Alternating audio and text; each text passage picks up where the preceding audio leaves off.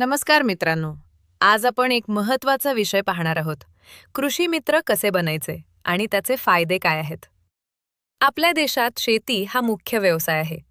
पण अजूनही अनेक शेतकऱ्यांना योग्य मार्गदर्शन मिळत नाही.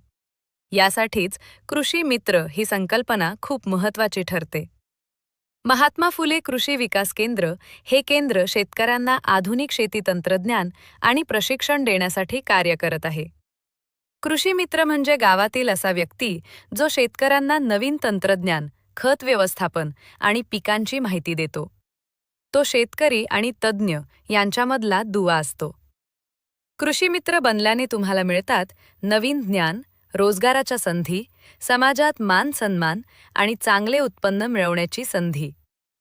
कृषी मित्र बनण्यासाठी तुम्हाला महात्मा फुले कृषी विकास केंद्रात नोंदणी करावी लागेल.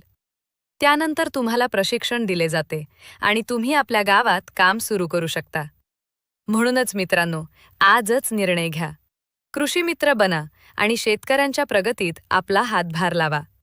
व्हिडिओ आवडला असेल तर लाईक करा, शेअर करा आणि चॅनलला सबस्क्राईब कर.